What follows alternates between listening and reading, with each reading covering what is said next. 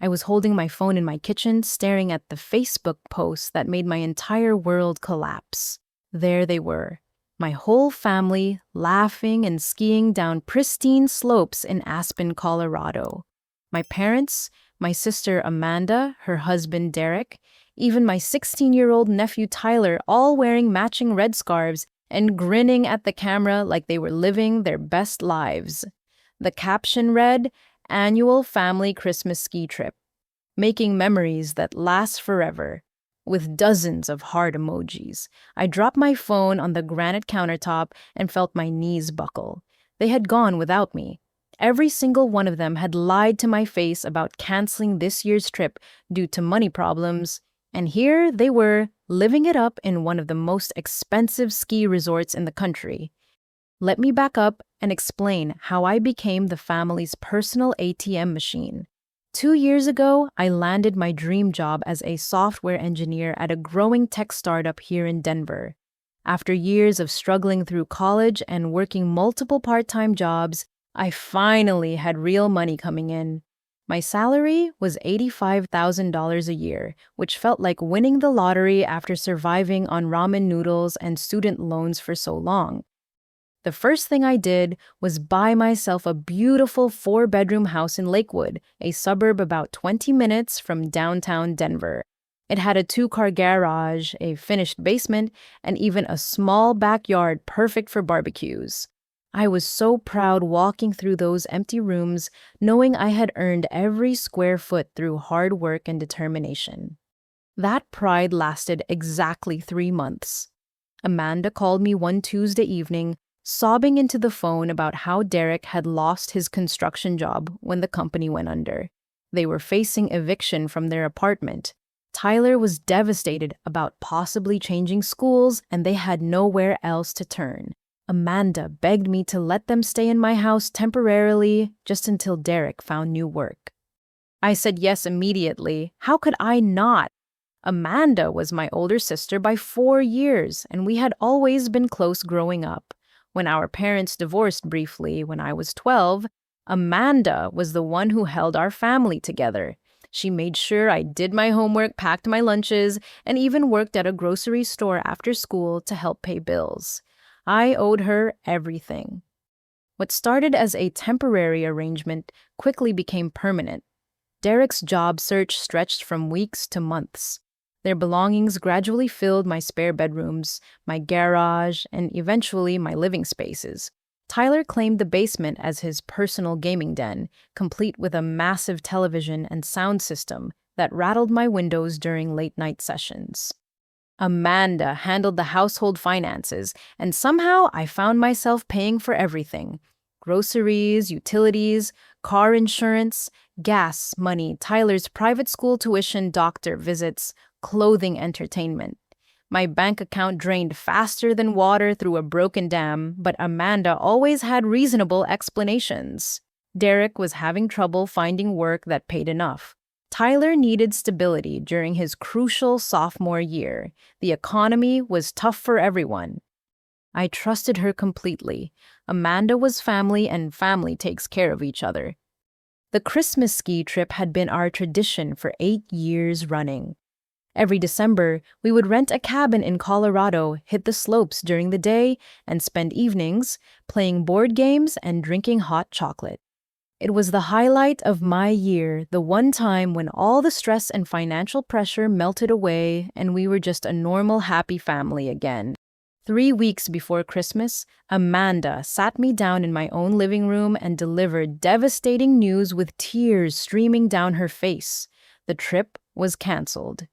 Derek still had not found steady work, money was tighter than ever, and they simply could not afford their share of the cabin rental and lift tickets. Amanda apologized profusely, explaining how guilty she felt about ruining Christmas for everyone. I immediately offered to cover their expenses, but Amanda refused.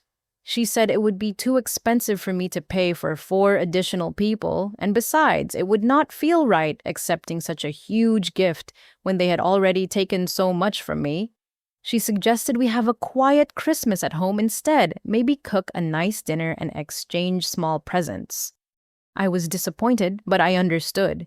Money was tight and family came first. I spent Christmas Day alone in my house while Amanda's family visited Derek's relatives in Colorado Springs. At least that's what they told me. Now, staring at this Facebook post showing my entire family living their best lives in Aspen, I realized how completely I had been played. The expensive ski equipment gleaming in the Colorado sunshine told a different story than Amanda's tearful poverty tales.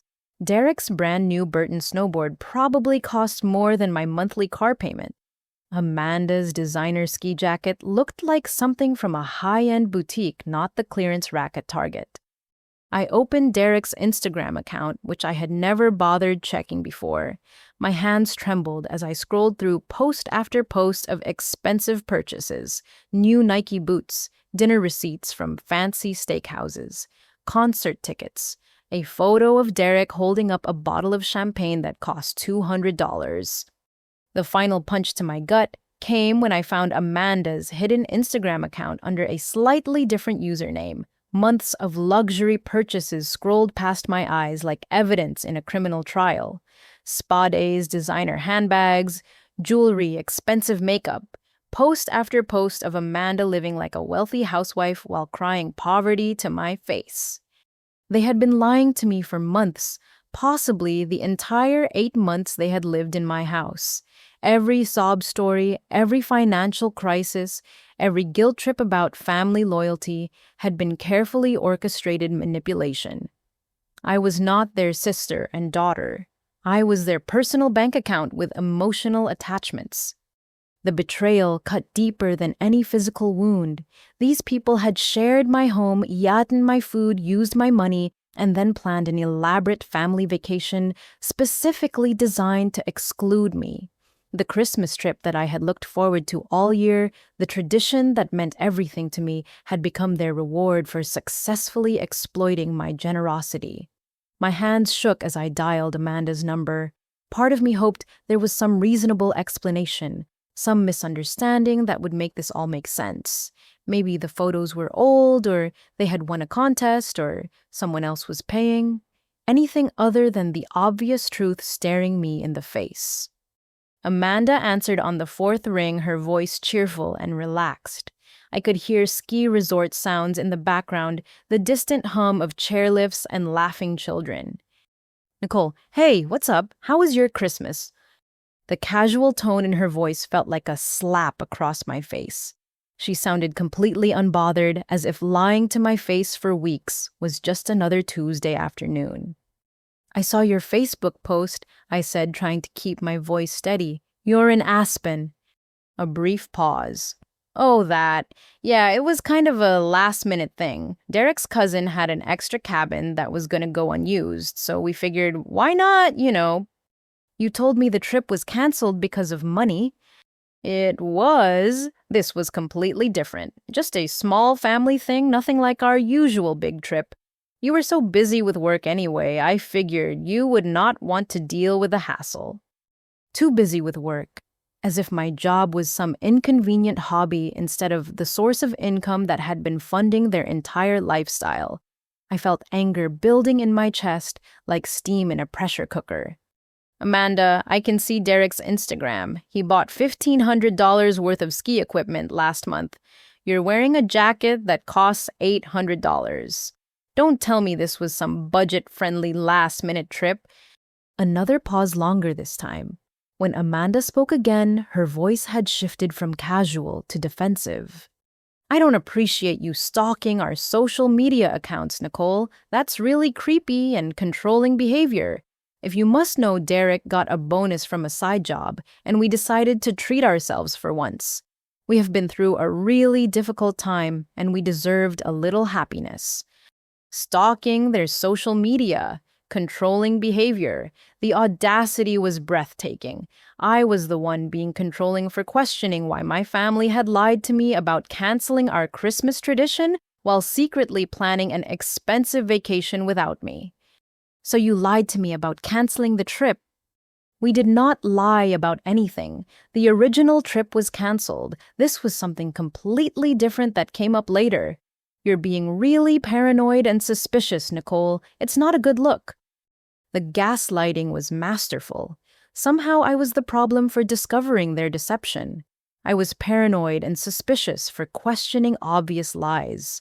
I was controlling for caring about being excluded from my own family's Christmas celebration. You could have invited me to this different trip. It was just immediate family, Nicole. Derek's cousin only had space for a few people. Besides, you've been so stressed about money lately, always complaining about expenses and bills. We thought it would be better if you just relaxed at home. Immediate family. I was not immediate family. The sister who had been funding their lifestyle for 8 months, paying for Tyler's school, covering their car payments, keeping them fed and housed, was not considered immediate family when it came to Christmas celebrations. And I had been stressed about money because I was supporting 4 additional people on a single income. I was complaining about expenses because my savings account was disappearing faster than morning fog. Amanda, who paid for this trip, that's really none of your business, Nicole. You don't own us just because you've helped us out. We're allowed to have lives and make decisions without running everything by you first. The conversation was spiraling into territory I had never experienced with my sister before. This cold, defensive person on the phone sounded nothing like the Amanda who used to braid my hair and help me with math homework. This was a stranger wearing my sister's voice. But then she said something that changed everything. Look, Nicole, I'm going to be honest with you. Mom and Dad specifically said they thought it would be better if you didn't come this year. They said you've been really difficult lately, always criticizing how we spend money and making everyone feel guilty for accepting your help. They wanted one peaceful Christmas without walking on eggshells around your mood. The words hit me like a physical blow. Mom and Dad had specifically requested that I be excluded. This was not Amanda's decision alone. This was a family conspiracy that included my own parents. They said that, yes, they did. And honestly, I agreed with them. You have been really judgmental and controlling about money, Nicole. You act like you're better than us just because you have a good job. Sometimes we just want to enjoy ourselves without feeling guilty about every dollar we spend. Judgmental and controlling, better than them. The reframing was complete and brutal. My financial support had been recast as manipulation. My concern about mounting expenses had been twisted into arrogance. My disappointment about being excluded had been transformed into proof of my difficult personality. I hung up the phone without saying goodbye. I needed to hear this from my parents directly. Surely Amanda was exaggerating or misrepresenting their feelings. Mom and Dad had always been proud of my success, supportive of my career, grateful for my help during their own financial struggles. They would never deliberately exclude me from Christmas. I called my mother's cell phone with trembling fingers. Carol answered after 2 rings, her voice warm and familiar.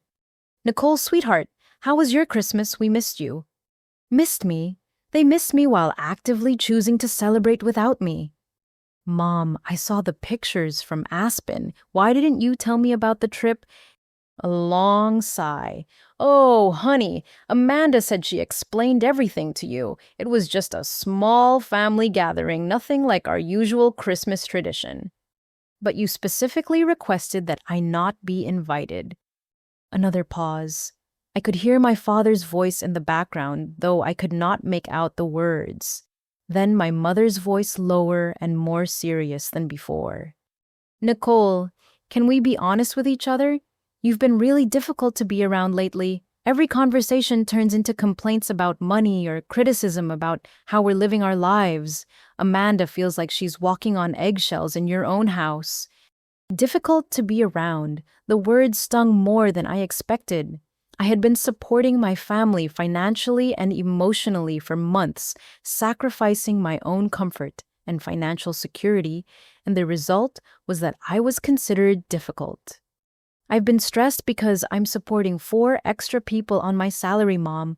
I'm not complaining. I'm just trying to manage the expenses. See, that right there is the problem. You act like we're some kind of burden instead of family who's going through a hard time. You make us feel guilty for accepting help that you offered freely. I offered temporary help until Derek found work. It's been 8 months. Jobs are hard to find, Nicole. The economy is terrible right now. Derek is trying his best, but you act like he's not working hard enough. It's really hurtful.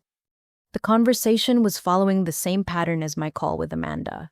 Somehow my reasonable concerns were being twisted into character flaws. My financial stress was evidence of selfishness. My disappointment about exclusion was proof of entitlement. So you thought it was better to lie to me and go on vacation without me? We didn't lie about anything. The original trip was canceled. Derek's family invited us to join them for a few days, and we thought it would be good for everyone to have some space.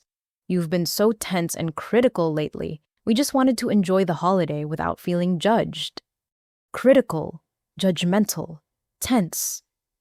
These were the words my family used to describe me now. The daughter and sister who had opened her home and emptied her bank account for their benefit was now characterized as the problem. Did you use my emergency credit card to help pay for the trip? Silence. Long telling silence. Nicole, that card was for family emergencies. Family emergencies, not family vacations. This was an emergency. We needed to get away and reconnect as a family. The stress of our living situation was affecting everyone, especially Tyler. He needed this trip.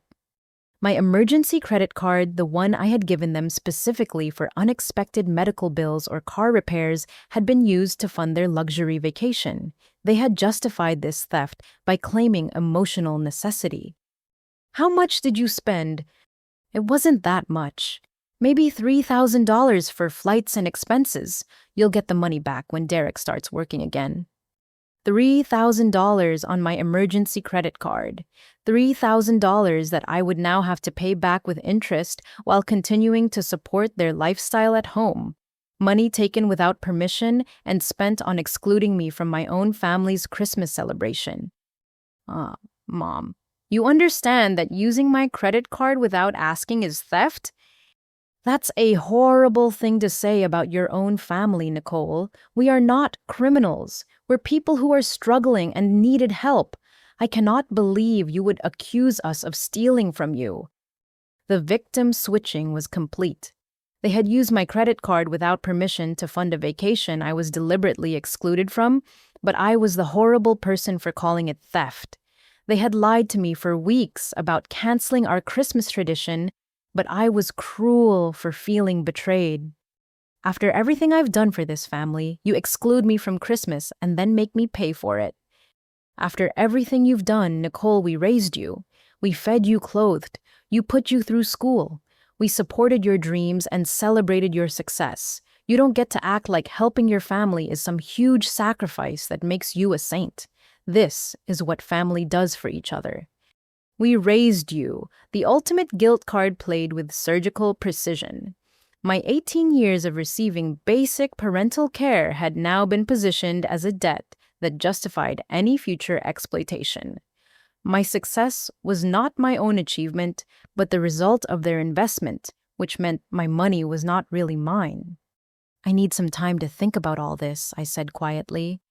Don't be dramatic, Nicole. We'll all sit down and talk when we get home. You'll see that we're all just trying to do our best in a difficult situation. I hung up the phone and sat in my empty kitchen, surrounded by the silence of my own home that no longer felt like home.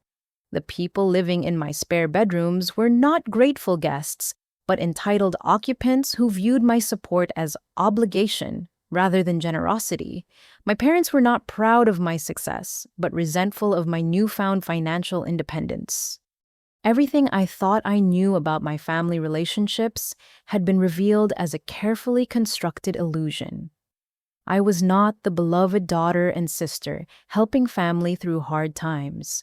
I was the family cash cow valued only for my ability to fund their lifestyle while being excluded from their emotional bonds.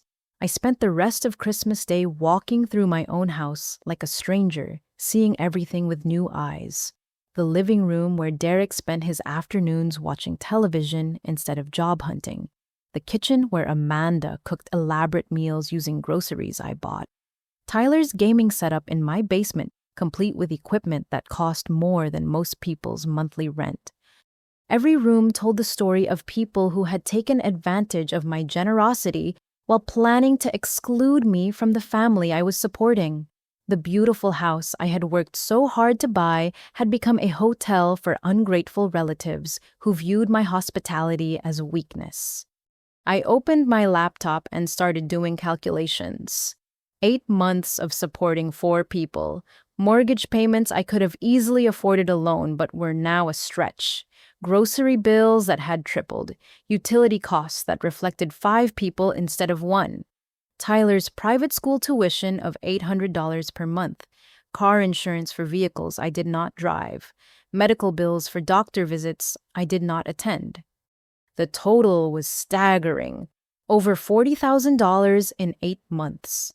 Enough money to have taken multiple luxury vacations or made substantial improvements to my house or built a real emergency fund instead of the depleted savings account I now carried. $40,000, and they had used my emergency credit card to fund a Christmas vacation that deliberately excluded me. I started drafting a text message to Amanda, something calm and reasonable that would establish new boundaries without burning bridges completely. I wanted to give them notice that the arrangement needed to change, that I needed them to start contributing financially or make plans to find their own housing. The message went through several drafts.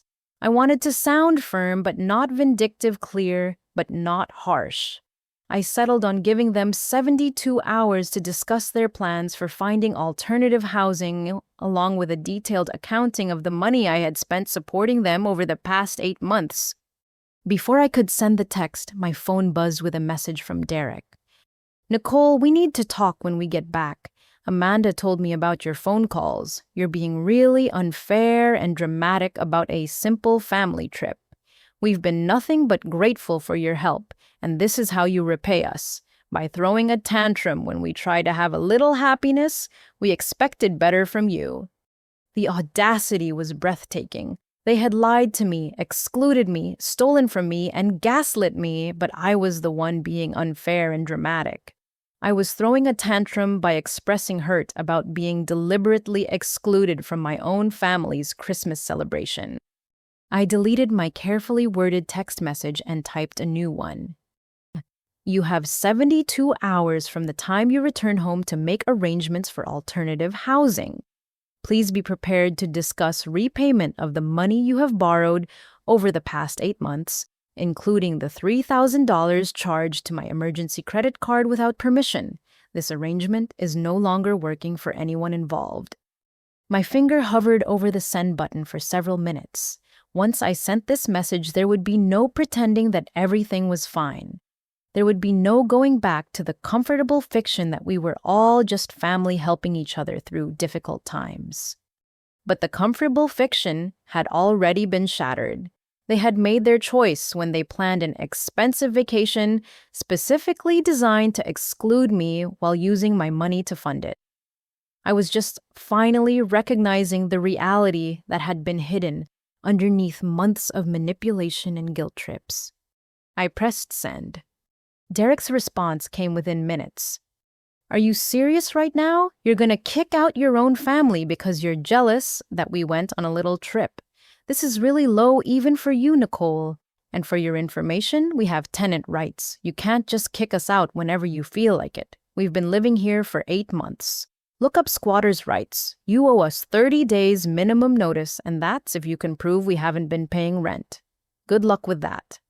Squatters' rights. Tenant rights. Derek had been researching legal ways to stay in my house without my permission. This was not a desperate man grateful for temporary help. This was someone who had been planning to exploit my generosity for as long as possible, using legal loopholes to maintain free housing while I funded his lifestyle. The mask had finally come off completely. Derek was not a down-on-his-luck construction worker grateful for family support. He was a con artist who had identified me as an easy target and moved his entire family into my house as part of a long-term financial exploitation scheme. I realized that Amanda's tears about Derek losing his job had probably been as manufactured as her tears about canceling Christmas. The whole situation had been planned from the beginning, a carefully orchestrated campaign to move into my house and live rent-free while positioning themselves as victims of circumstances beyond their control. But Derek had made one crucial mistake. He assumed I was too naive or too family-oriented to protect myself legally. He assumed wrong. I picked up my phone and called my lawyer. I had always avoided lawyers thinking they were expensive and complicated, but Sarah Chen at Morrison Legal Associates turned out to be exactly what I needed. She listened to my situation with the kind of professional calm that comes from handling family disputes regularly. "First, let me put your mind at ease about the squatter's rights threat," Sarah said, reviewing the documentation I had brought. "Derek has no legal standing whatsoever. Squatter's rights, technically called adverse possession, requires openly hostile occupation of property for years, not months. And since you gave them permission to stay, it doesn't even apply." The relief was immediate. Derek's legal threat had been pure intimidation designed to scare me into continued compliance. "More importantly," Sarah continued, "since they never paid rent and never signed a lease, they're not tenants under Colorado law. They're house guests whose invitation has been revoked. You can legally change your locks today." "What about notice requirements?" "None. You're entitled to immediate possession of your own property. However, you do need to provide reasonable access for them to collect their belongings." I left Sarah's office feeling empowered for the first time in months. The legal system was on my side. My family's threats and manipulation tactics had no power against actual law. I drove straight to Home Depot and bought new deadbolts for both the front and back doors. Installing them myself felt symbolic somehow, like I was finally taking control of my own space again. Each turn of the screwdriver represented months of frustration and resentment being channeled into positive action. While they were still in Colorado, I spent the afternoon boxing up Amanda and Derek's belongings with careful attention to detail. I documented everything with photographs labeled each box clearly and stored everything neatly in my garage. Tyler's gaming equipment required special handling, but I packed it all safely. This wasn't about revenge or destruction. This was about establishing boundaries and reclaiming my home. The house felt different with their possessions removed, quieter somehow, but also lighter. My living room looked like my living room again instead of someone else's storage unit.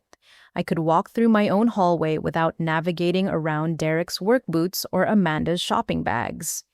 I drafted certified letters explaining the termination of their residency, outlining the legal basis for my actions, and providing information about accessing their belongings.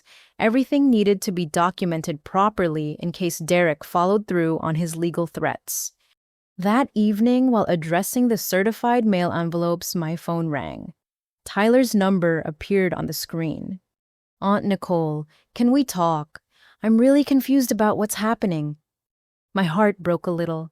Tyler was an innocent victim in all this, caught between his parents' manipulation and my justified anger. Whatever issues I had with Amanda and Derek, my nephew didn't deserve to be hurt. "Of course, sweetheart. What's on your mind?" "Mom said you're kicking us out because you're jealous that she and Dad are happy together. She said you're trying to destroy our family because you're lonely and bitter about being single." The manipulation was even worse than I had imagined. Amanda wasn't just lying about the financial situation or the Christmas exclusion. She was actively poisoning my relationship with Tyler, turning my nephew against me before they even returned from their vacation. "Tyler, that's not what's happening at all. I'm not jealous of your parents, and I'm not trying to hurt your family." "But why are you making us leave? Mom said we don't have anywhere else to go." The lies kept multiplying. Amanda and Derek had been researching legal ways to stay in my house permanently while telling Tyler they were homeless victims of my cruelty. Oh, Tyler, your parents are adults with jobs and resources. They can find their own place to live just like millions of other families do. My house was always meant to be a temporary solution. Mom said you're being selfish because you have a big house and lots of money and we're struggling. Amanda had been coaching Tyler to guilt trip me using his genuine love for his aunt as a weapon in her manipulation campaign. This 16-year-old boy was being trained to see me as the villain in a story where his parents were innocent victims. What has your mom told you about my finances, Tyler? She said you make way more money than you need and that rich people are supposed to help poor people. She said family is supposed to take care of each other. Rich people, as if my middle-class software engineer salary made me some kind of wealthy elite with unlimited resources, as if supporting 4 additional people for 8 months was something I should be able to do indefinitely without financial strain. Tyler, has your dad been looking for work while you've been staying here? A pause. I think so. He goes out during the day sometimes. Not exactly the desperate job hunt that Amanda had described to justify their continued dependence on my support. Has your mom talked to you about what to say to me when you get home? Another pause, longer this time. She said I should tell you how sad I am about changing schools and how much I need stability right now. She said, you care about me more than you care about her, so maybe I could convince you to let us stay. The coaching was explicit and calculated. Amanda was using Tyler's genuine emotions as manipulation tools, teaching him to weaponize our relationship to override my boundaries. Tyler, I do care about you very much. That's exactly why I need to tell you the truth about what's been happening. I spent the next 20 minutes explaining the real financial situation, the lies about Christmas, and the legal threats Derek had made. Tyler listened quietly, asking occasional questions that revealed how much his parents had hidden from him. Aunt Nicole, I didn't know you were paying for everything. Mom told me Dad was working and helping with expenses. Your parents have been lying to both of us, sweetheart. When I finished explaining, Tyler was quiet for several minutes. I feel really stupid, he finally said. I should have realized something was wrong. You're not stupid, Tyler. You're 16 years old and you trusted your parents to tell you the truth. That's what children are supposed to do. What's going to happen when we get home tomorrow? Your parents will find their belongings packed neatly in the garage. They'll have access to everything, but they won't be able to enter the house. They'll need to make their own housing arrangements. Are you going to call the police? Only if they try to force their way into the house or damage my property. I hope it doesn't come to that. Aunt Nicole, I'm really sorry about what they did. The Christmas thing was really mean. Thank you for saying that, Tyler. It means a lot to me. After we hung up, I realized that Amanda's attempt to turn Tyler against me had backfired spectacularly. Instead of creating another weapon for manipulation, she had inadvertently given Tyler the information he needed to see through her lies. Tomorrow would bring the confrontation I had been dreading, but for the first time in months, I felt prepared. My legal position was solid, my boundaries were clear, and I had reclaimed control over my own home and life. The house felt peaceful that night, quiet in a way it hadn't been since Amanda's family moved in. I slept better than I had in months. Amanda's Facebook post went live at 7:30 the next morning, just hours before their flight home. Heartbroken tonight, my sister has decided to kick my family out of her house during the coldest week of winter because she's angry that we went on a small family trip without her. We have been staying with her while my husband looks for work, and I thought we were helping each other out as family should. Instead, I discovered that she's been keeping track of every dollar we've cost her and has been resentful the whole time. Now my teenage son might have to change schools, and my family faces homelessness because my sister values money more than family relationships. I'm devastated and don't know what to do. The post was masterfully crafted, hitting every emotional note designed to generate sympathy. The timing, the language, the careful selection of facts and omissions. Amanda presented herself as a shocked victim of sudden cruelty rather than someone who had been caught exploiting family generosity. Within hours, the comments started pouring in. "This is horrible. How can family treat each other this way? Money changes people. So sorry you're going through this. Your sister sounds like a real piece of work. Stay strong. Can't believe someone would kick out a family with a teenager. Where's her heart?" Each comment felt like a dagger through my chest. These were people I had known for years. Family friends, extended relatives, co-workers of Amanda's neighbors from my childhood. All of them were forming opinions about my character based on Amanda's carefully constructed narrative.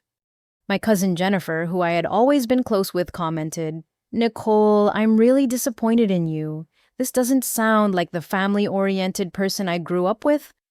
My former high school teacher, Mrs. Rodriguez, wrote, "I'm shocked to hear about this situation.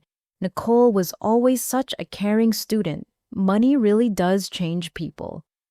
Amanda's friends were even harsher. "Your sister sounds toxic. Cut her out of your life completely. Some people get a little success and think they're better than everyone else. Rich people who forget where they come from are the worst." I wanted to defend myself, to tell my side of the story, but anything I said would sound petty and defensive. How do you explain financial exploitation and emotional manipulation in a Facebook comment without looking like exactly the money-obsessed villain Amanda had painted? My phone rang constantly, distant relatives calling to express their disappointment, family friends offering to help Amanda find housing. My own reputation was being destroyed in real time by people who had no knowledge of the actual situation. The worst part was that some of the criticism was coming from people whose own financial struggles I had helped with over the years. My cousin Mark, whose car repair I had paid for last spring. My Aunt Linda, whose medical bills I had contributed to when her insurance fell short. These people knew I was generous with family, yet they were willing to believe Amanda's portrayal of me as a selfish miser. I called my best friend Jessica, needing someone who knew me well enough to see through Amanda's manipulation. "I saw the Facebook post," Jessica said immediately. "I figured there was way more to the story. What really happened?" I explained everything from the Christmas exclusion to the credit card theft to Derek's legal threats. Jessica listened without interruption, occasionally making small sounds of disbelief. "Nicole, this is insane. Amanda is completely rewriting history to make herself look like the victim. Everyone believes her. I look like a monster. Only because they don't know the truth. Have you documented any of this? The expensive purchases, the lies about Derek's job situation?" I realized I hadn't thought strategically about evidence gathering. Amanda and Derek's social media accounts contained months of proof that contradicted their poverty narrative, but they could delete everything once they realized their deception had been exposed. "You need to screenshot everything right now before they have a chance to clean up their online presence," Jessica advised. "Their Instagram posts, their Facebook check-ins, Derek's purchases, everything that shows they've been lying about their financial situation." Jessica was right. I spent the next 2 hours methodically documenting Amanda and Derek's online activity. Derek's Instagram showed constant purchases of expensive items while claiming to be unemployed. Amanda's Facebook check-ins revealed regular visits to upscale restaurants, shopping centers, and entertainment venues. Her alternate Instagram account was a goldmine of luxury purchases and lifestyle content that completely contradicted her claims of financial desperation. The evidence was overwhelming. For 8 months, while crying poverty to my face and accepting my financial support, Amanda and Derek had been living like affluent consumers with unlimited disposable income. But the most damaging discovery came when I searched Derek's LinkedIn profile. His employment history showed continuous work with various construction companies throughout the period he claimed to be unemployed. He hadn't lost his job 8 months ago. He had been working steadily while letting me believe he was desperately seeking employment. "This is fraud," Jessica said when I showed her the evidence. "They've been deliberately deceiving you about their financial situation while accepting money under false pretenses." The scope of the deception was staggering. Every conversation about money troubles every tearful explanation about budget constraints. Every guilt trip about family loyalty had been built on complete lies. Amanda and Derek had been running a sophisticated con game using my love for family as the primary manipulation tool. But even with evidence of their deception, Amanda's Facebook narrative was spreading faster than I could counteract it. The damage to my reputation was happening in real time while my evidence gathering felt too little too late. By evening, Amanda's post had over 200 sympathetic comments and had been shared dozens of times. My phone had 17 voicemails from relatives and family friends, most of them expressing disappointment in my selfish behavior. I was learning a hard lesson about the power of narrative control. The person who tells their story first, especially with emotional manipulation techniques, gets to define the reality that everyone else responds to. Truth becomes secondary to the emotional impact of a well-crafted victim story. Amanda had played this perfectly, timing her social media campaign for maximum impact while I was still processing the betrayal and figuring out my next steps. By the time I realized what was happening, the narrative had already been established in the minds of dozens of people who mattered to me.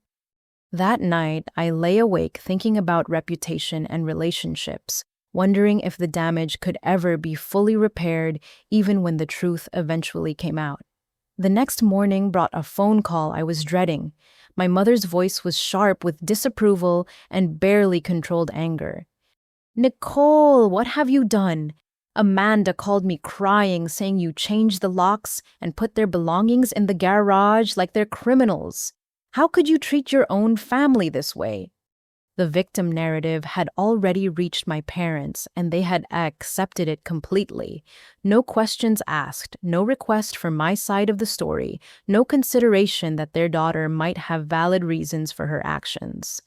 Mom, did Amanda tell you about using my emergency credit card to pay for the vacation I was excluded from?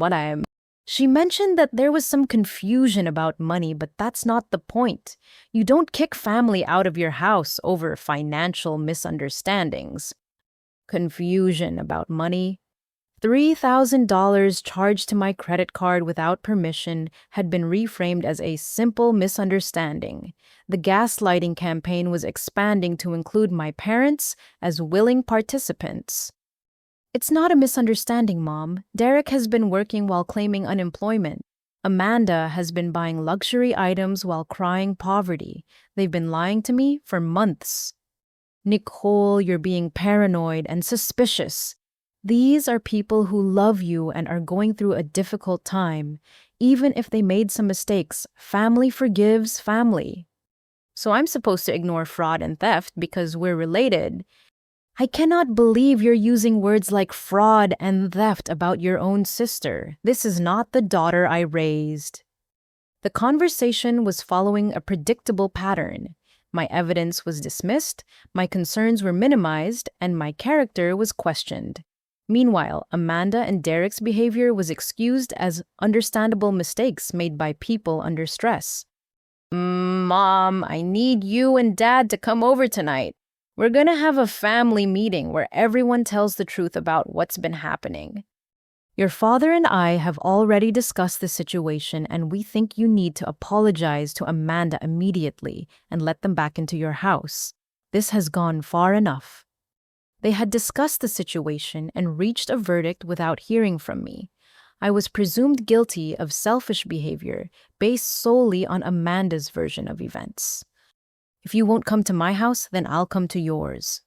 Fine, 6 o'clock, and Nicole, you better come prepared to fix this mess you've created. I arrived at my parents' house to find Amanda's family already there. Tyler was sitting on the couch looking uncomfortable while Amanda dabbed at her eyes with tissues. Derek stood by the window with his arms crossed, playing the role of protective husband defending his victimized wife. My parents sat across from me like judges at a tribunal, their expressions serious and disappointed. The staging was perfect. I was the accused party facing a room full of people who had already decided I was guilty.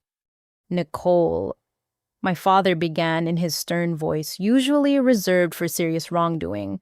We need to talk about your behavior lately. This situation with Amanda has gotten completely out of hand. Before we start, I said, pulling out my phone, I want everyone to see something. I showed them Derek's LinkedIn profile with his continuous employment history. Then, Amanda's Instagram account with months of luxury purchases. The restaurant receipts, the expensive clothing, the vacation photos that directly contradicted their claims of financial struggle. This proves they've been lying about their financial situation while accepting my money under false pretenses. Amanda immediately went on the offensive. I cannot believe you're stalking our social media accounts and invading our privacy like this. It's really creepy behavior, Nicole. These are public social media posts. The context is completely wrong, Derek added. That LinkedIn information is outdated. Those purchases were made with savings we had before I lost my job. The lies continued even when confronted with evidence. Derek's LinkedIn showed current employment with dates, but he claimed it was outdated information. Amanda's recent purchases were explained as old savings despite credit card timestamp data showing otherwise. My parents studied the evidence with frowning concentration, but their expressions didn't change significantly.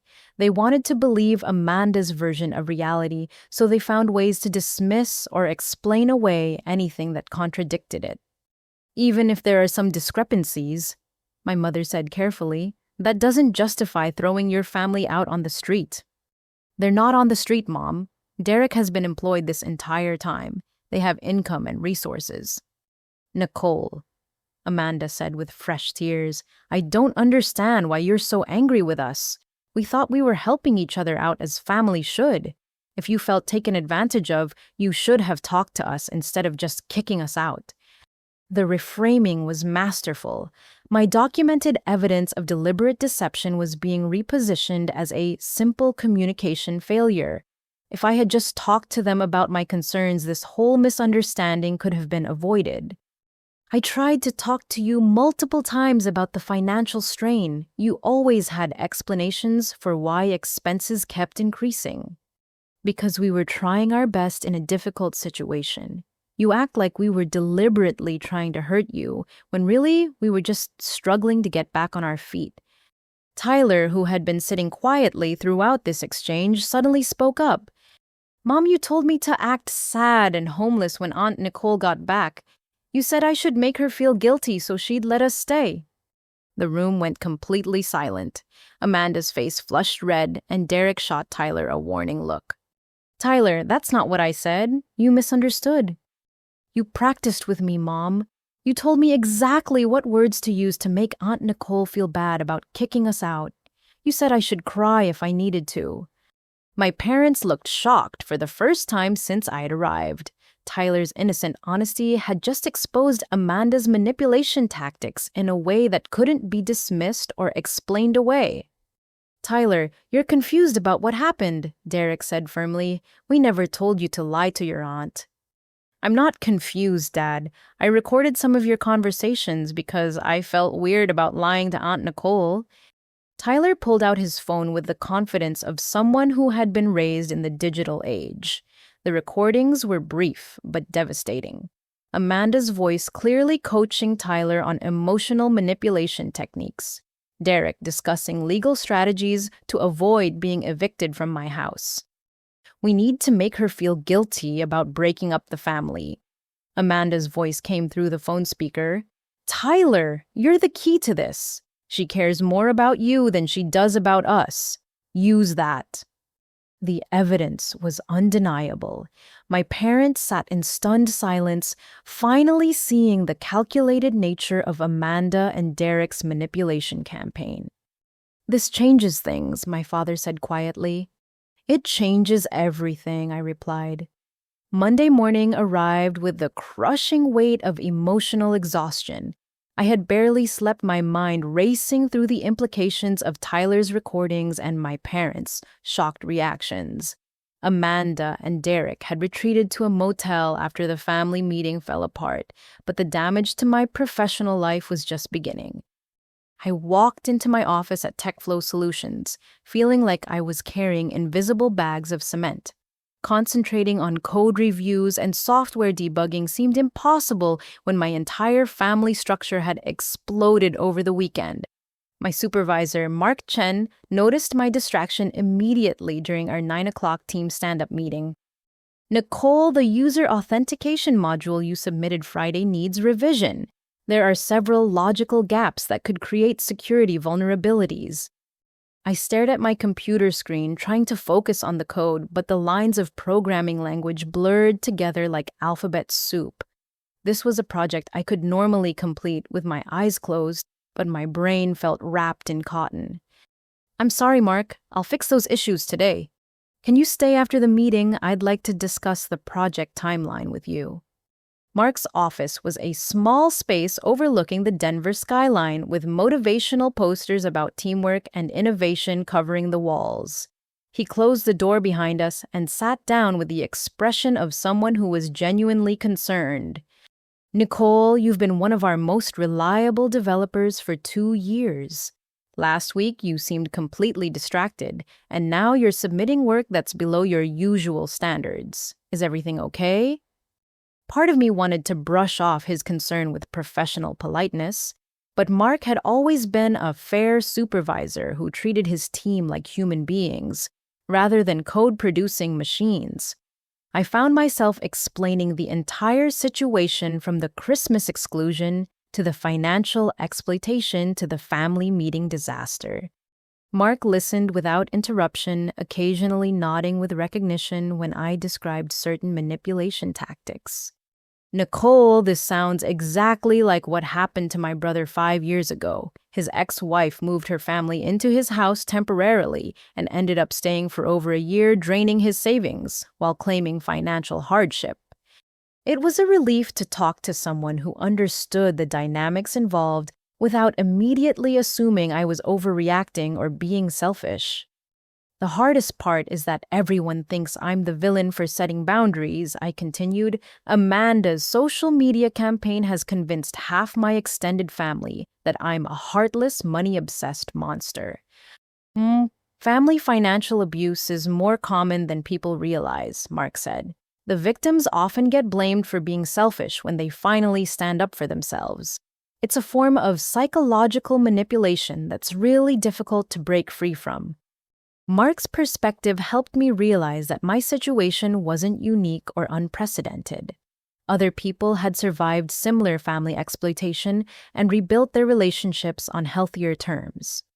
"The important thing right now is protecting yourself legally and professionally," Mark continued, "which reminds me, someone has been calling the office asking questions about you." My stomach dropped. "What kind of questions?" A woman claiming to be your sister called HR twice last week. She said you were having a mental health crisis and asked about your salary, your job security, whether you had access to company funds. She wanted to know if we had noticed any erratic behavior. The sabotage was extending into my professional life. Amanda wasn't content with destroying my family relationships and social reputation. She was actively trying to undermine my career, the very source of income that had been supporting her family. HR didn't give her any information, obviously, but they did document the calls in case there are future issues. What did she hope to accomplish by calling my workplace? Probably multiple goals. If she could convince your employer that you were mentally unstable, it might affect your job security. If she could find out your exact salary, she could use that information to justify demanding more financial support. And if she could create the impression that you were embezzling company money, It might explain how you afforded to support her family. The strategic thinking behind Amanda's campaign was becoming clearer. She wasn't just reacting emotionally to being evicted from my house. She was systematically attacking every aspect of my life that gave me independence and stability. Mark, I need to ask a favor. If Amanda calls again, can you make sure HR documents everything I may need that information for legal purposes? Absolutely. And Nicole, take the rest of the day off. You're not going to be productive while dealing with this crisis, and pushing yourself will just create more problems. I spent Monday afternoon in my empty house calling my lawyer to report Amanda's workplace harassment and researching restraining order procedures. The house felt peaceful without Derek's television noise and Tyler's gaming sounds, but also lonely in a way I hadn't expected. Tuesday brought another workplace complication. Jennifer Walsh from accounting approached me during lunch with a concerned expression. Nicole, I hope you don't mind me asking, but I heard through the grapevine that you're having some family problems. Someone posted on Facebook about you kicking your sister out, and I just wanted you to know that there are employee assistance resources if you need counseling or legal help. The gossip had reached my coworkers.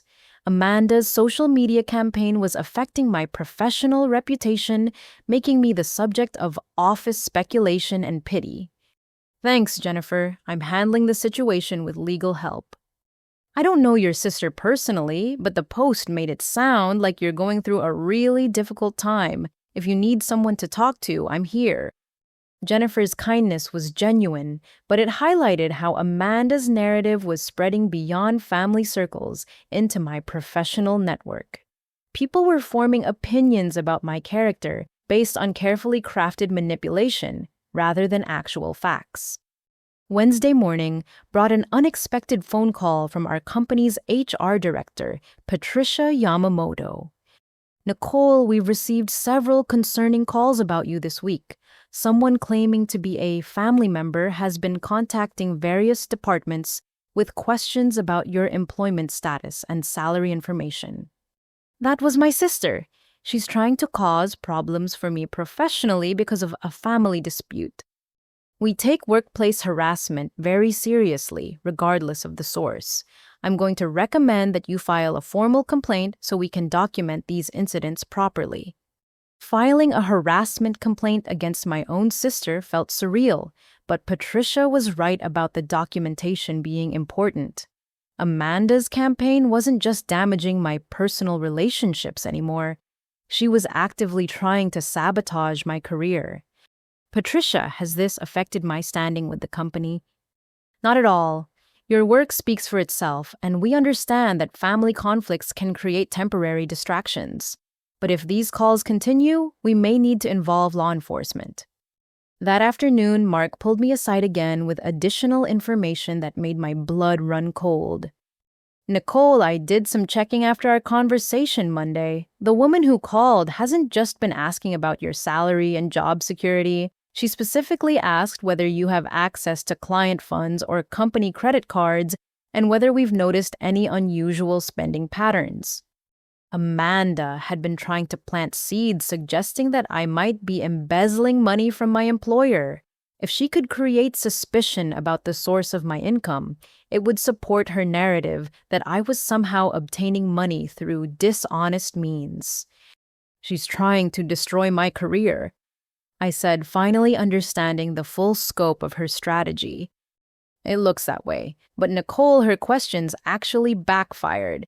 HR is now aware that someone is deliberately trying to create problems for you, which means they're more likely to protect you from false accusations, rather than investigate you for wrongdoing. Amanda's overreach was becoming her weakness. By escalating her attacks into my professional life, she had crossed a line that created legal documentation and institutional protection for me rather than vulnerability. But the stress was still taking its toll on my work performance and emotional well-being. I was living under constant attack from someone who was supposed to love and support me, and the psychological exhaustion was affecting every aspect of my life. That night, I made a decision that would change everything. If Amanda wanted to play hardball with my career and reputation, I would investigate her claims of financial desperation with the same thoroughness that she was using to attack me.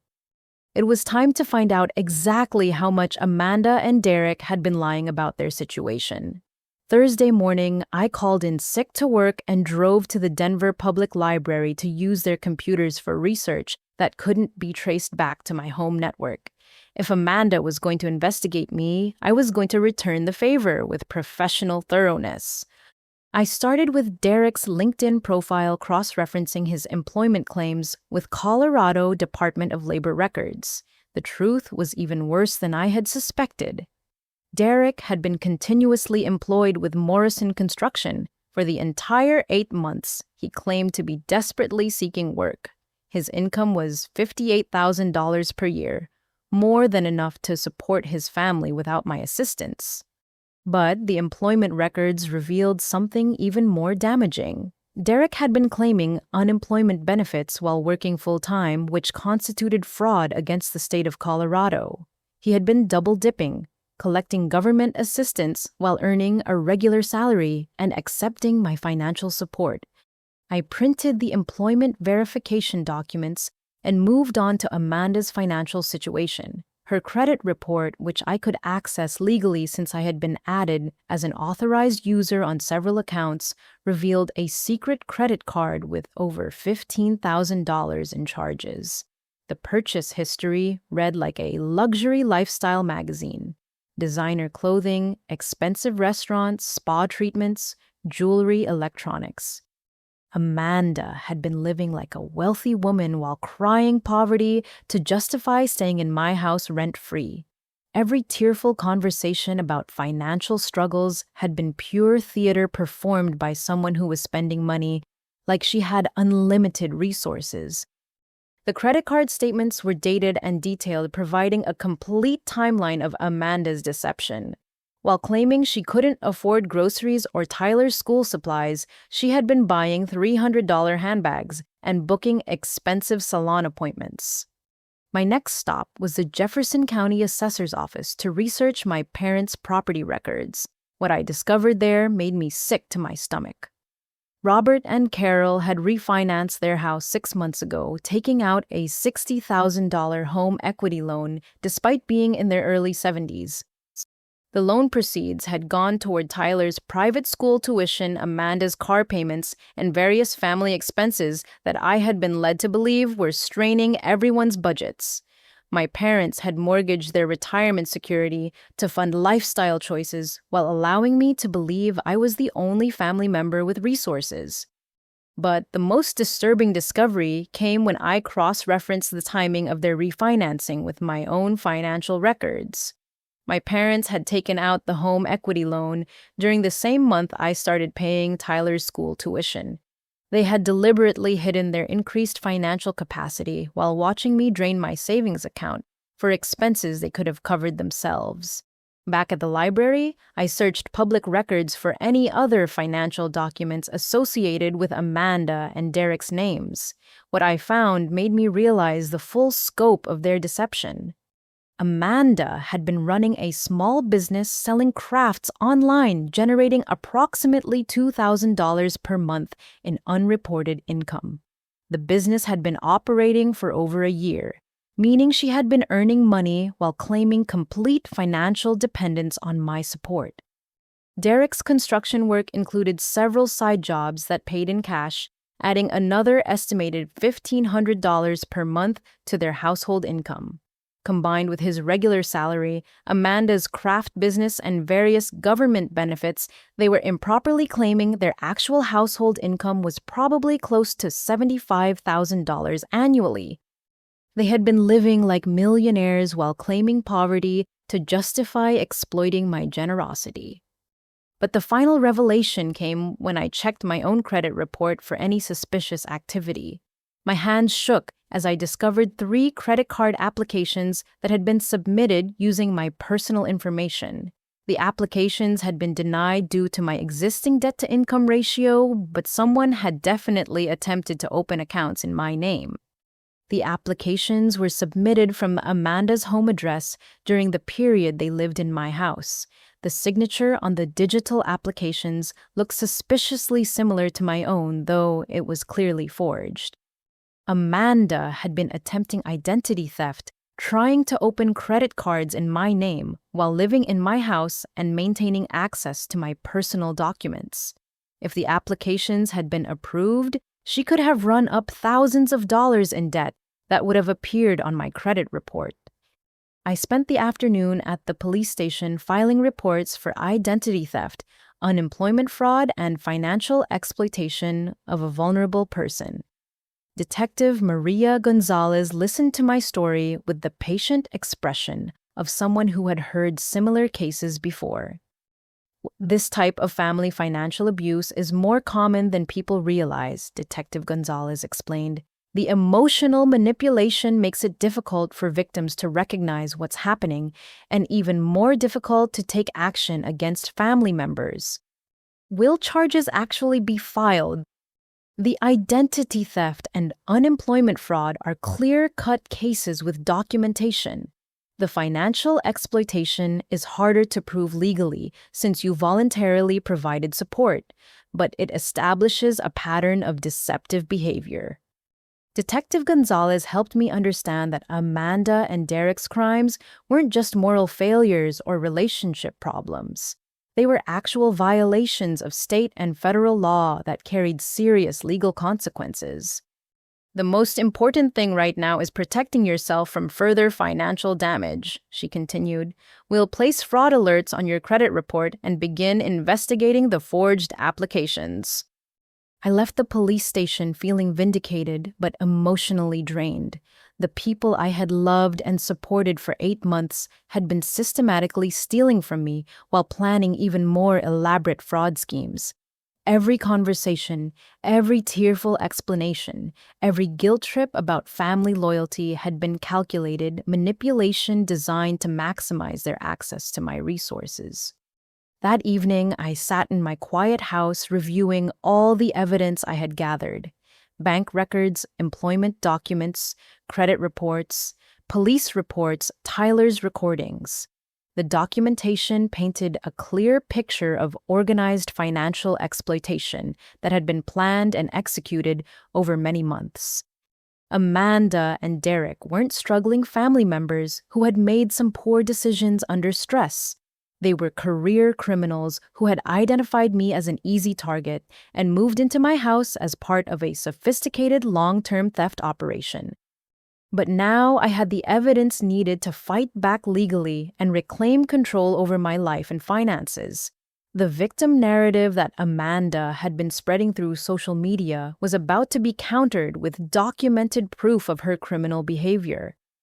Tomorrow, I would begin the process of setting the record straight and holding my family accountable for their actions. Friday morning brought an unexpected phone call that would change everything. My Aunt Patricia, my mother's older sister, called while I was getting ready for work. "Nicole, honey, I need to talk to you about something important. Can you meet me for coffee this morning? It's about Amanda and the situation with your family." Patricia had always been the most level-headed person in our extended family, a retired teacher who approached problems with calm logic rather than emotional drama. If she was reaching out, it meant she had information that couldn't wait. We met at a small coffee shop in Littleton, away from any locations where we might encounter other family members. Patricia looked troubled as she stirred sugar into her latte, choosing her words carefully. "Nicole, I owe you a huge apology. Amanda has been calling family members for months, asking for money and telling us that you had abandoned the family financially." My stomach dropped. "What do you mean?" "She said you had become selfish and money-obsessed since getting your new job. She claimed you refused to help with Tyler's school expenses and that Derek couldn't find work because of discrimination in the construction industry. She painted a picture of a family struggling to survive while their wealthy sister turned her back on them." The manipulation had been even more extensive than I realized. Amanda hadn't just been exploiting my generosity while living in my house. She had been running a parallel scam operation targeting our entire extended family. Patricia, I've been paying Tyler's tuition for 8 months. I've covered their car payments, groceries, utilities, everything. I know that now, but Amanda was very convincing. She had explanations for everything. She said you were helping with small things, but refusing to cover major expenses that would really make a difference. Patricia pulled out her phone and showed me text message exchanges with Amanda spanning several months. The messages were filled with desperate pleas for financial assistance, accompanied by photos of Tyler looking sad and stories about Derek's unsuccessful job interviews. How much money did she ask for? Over the past 6 months, our extended family has sent Amanda approximately $12,000. My contribution was $1,800. Your Uncle David sent $1,500. Cousin Sarah contributed $1,000. Even your great-aunt Helen sent $500 from her Social Security check. $12,000 from extended family members, plus the $40,000 I had provided, plus Derek's undisclosed income, plus Amanda's secret business earnings. They had been running a sophisticated financial fraud operation, targeting anyone with emotional connections to their family. Amanda told everyone that you knew about the family donations and approved of them, Patricia continued. She said you thought it was good for Tyler to see how the extended family supports each other during difficult times. The gaslighting had extended beyond our immediate family to include aunts, uncles, and cousins who genuinely wanted to help during what they believed was a legitimate crisis. Amanda had weaponized their love and concern, turning their generosity into funding for her luxury lifestyle. Patricia, I had no idea any of this was happening. I started getting suspicious last month when I saw Amanda's Facebook posts about expensive restaurants and shopping trips. If the family was struggling as much as she claimed, why was she posting pictures of $60 steakhouse meals? Did you confront her about the inconsistency? I tried, but Amanda had explanations for everything. She said those were special occasions funded by Derek's occasional construction work, and that sharing those happy moments helped her cope with their overall financial stress. Amanda's ability to craft believable explanations for obvious contradictions was truly remarkable. She could rationalize any evidence that challenged her victim narrative, maintaining her manipulation even when confronted with proof of deception. The final straw came when I saw the photos from your family's Christmas trip to Aspen, Patricia continued. Ski equipment doesn't come cheap, and that resort costs hundreds of dollars per night. I realized Amanda had been lying to all of us. Patricia had done her own research after the Christmas photos appeared online. She discovered Derek's employment records, Amanda's business registration, and evidence of the unemployment fraud that I had also uncovered. Nicole, I called a family meeting with David, Sarah, and Helen yesterday. We compared notes about Amanda's requests for money and realized we had all been receiving similar sob stories with slight variations. What did you decide to do? We're demanding full repayment of all money sent to Amanda under false pretenses. If she doesn't comply, we're prepared to file police reports for fraud. The extended family had reached the same conclusions I had, but their approach was more coordinated than my individual efforts. They had documentation of Amanda's specific lies to each family member, creating a pattern of deliberate deception that would be impossible for her to explain away. There's something else you need to know, Patricia said, lowering her voice. Amanda has been planning something she calls adverse possession of your house. She's been telling family members that if she lives there for a full year, she can legally claim ownership rights. The property theft scheme was more elaborate than I had realized. Amanda had been researching legal loopholes while simultaneously running financial scams planning to steal my house through fraudulent property claims.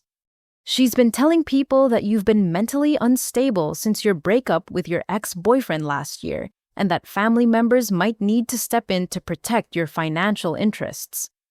I hadn't had a breakup with any boyfriend last year. Amanda was fabricating mental health crises to justify potential guardianship actions that would give family members control over my assets. Patricia, none of that is true. I haven't been in a relationship for 2 years, and I've never had any mental health issues that would affect my judgment. I suspected as much. Amanda's stories kept changing depending on who she was talking to. She told David that you were depressed about being single. She told Sarah that you were having anxiety attacks about money. She told Helen that you were drinking too much and making poor decisions. Amanda had been crafting individualized manipulation campaigns for each family member, tailoring her lies to their specific concerns and emotional vulnerabilities. The sophistication of her deception was almost impressive in its thoroughness. The good news is that her lies are catching up with her, Patricia continued.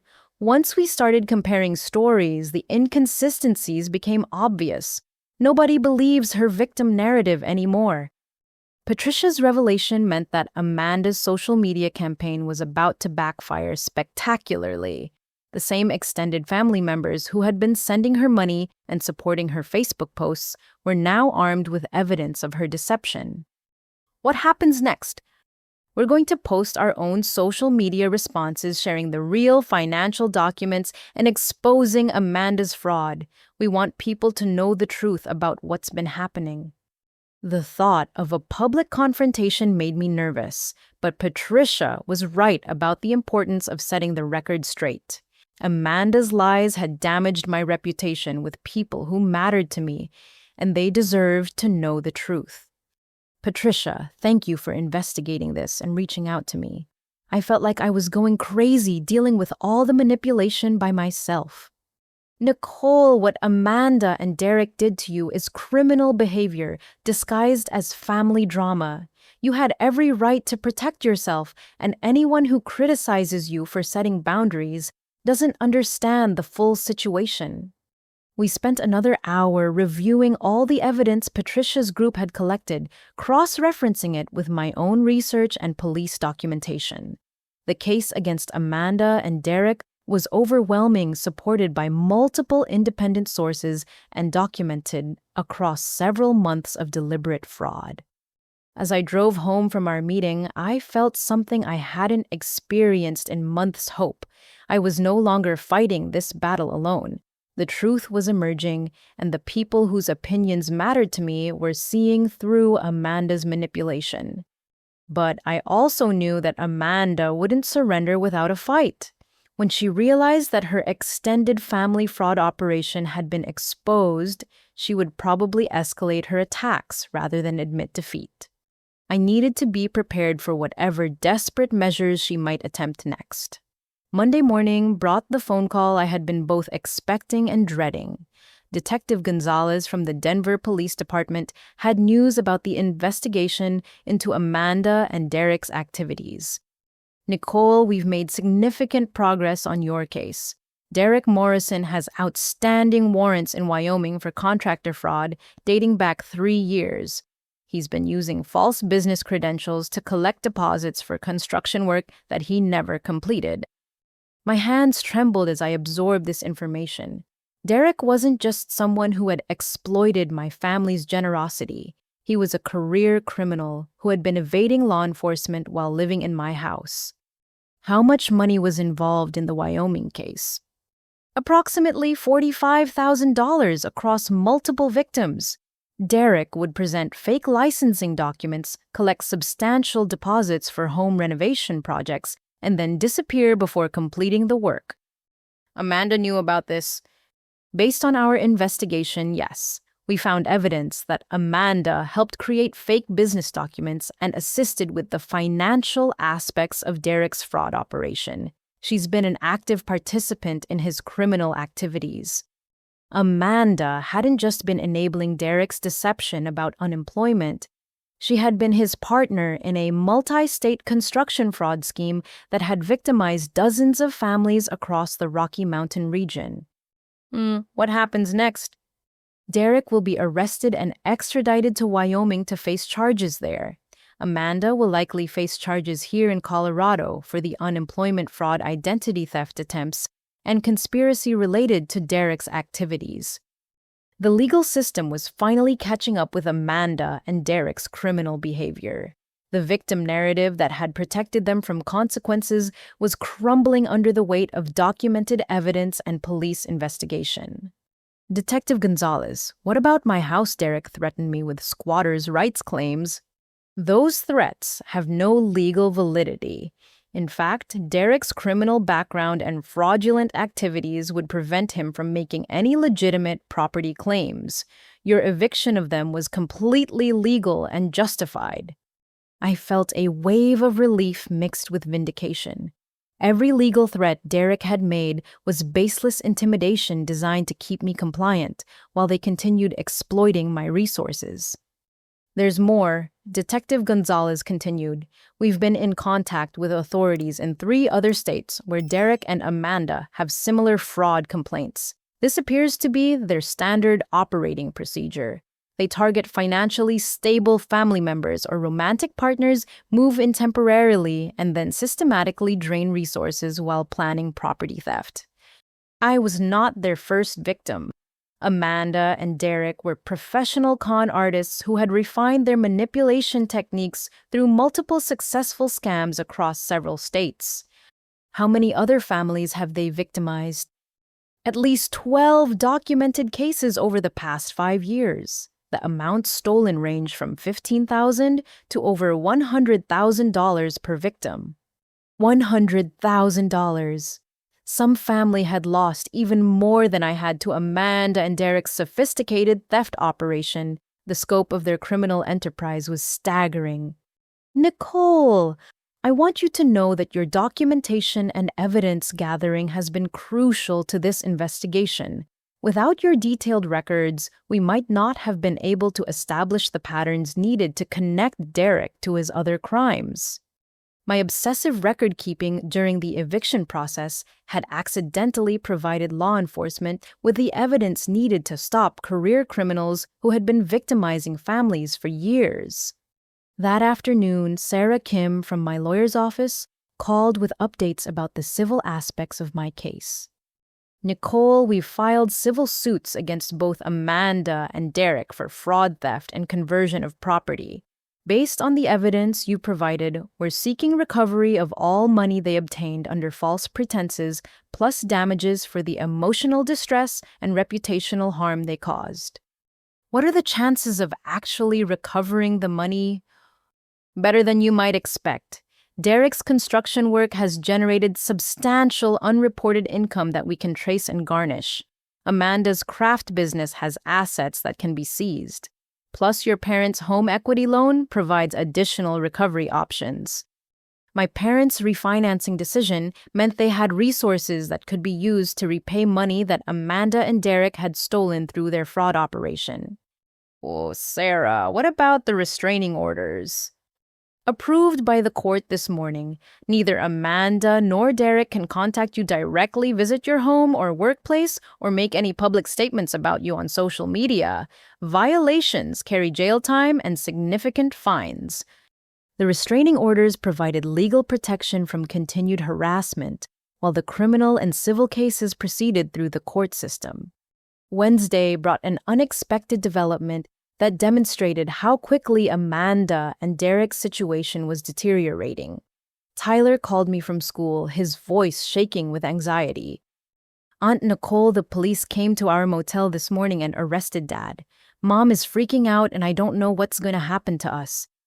My heart broke for Tyler, who was an innocent victim caught in his parents' criminal schemes. A 16-year-old boy shouldn't have to deal with watching his father get arrested while his family's entire life collapsed around them. Tyler, where are you now? I'm at school, but Mom said she might not be able to pick me up because she's at the police station trying to find out about Dad's charges. Do you have somewhere safe to stay tonight? I think so. Mom's friend Lisa said we could stay with her, but I don't know for how long.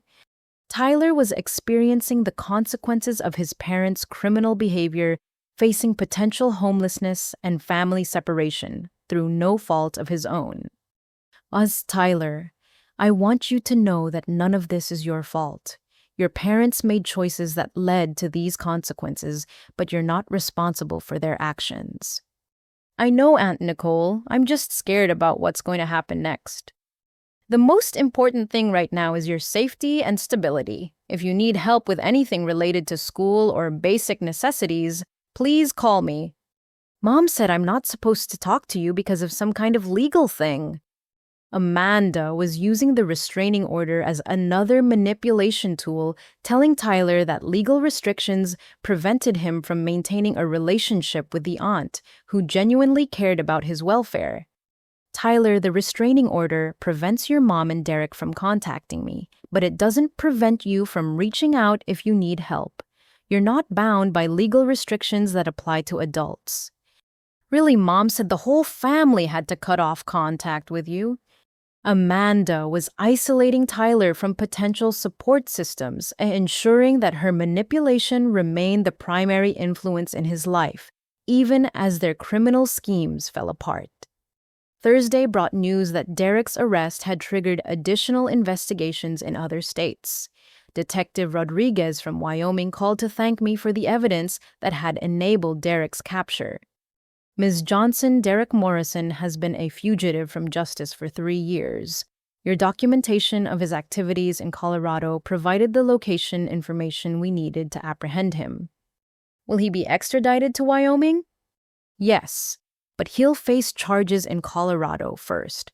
The unemployment fraud and identity theft charges take precedence since those crimes occurred while he was evading arrest for the Wyoming cases. Derek's arrest had created a domino effect that would result in prosecution for crimes across multiple states spanning several years. The career criminal who had lived in my house while threatening me with legal action was finally facing justice for his extensive fraud operations. Friday afternoon brought the call I had been waiting for. Amanda had been arrested at the motel where she and Tyler had been staying since Derek's detention. The charges include conspiracy to commit fraud, filing false documents, and attempting identity theft, Detective Gonzalez explained. We also found evidence that she's been using multiple aliases and fake identification documents.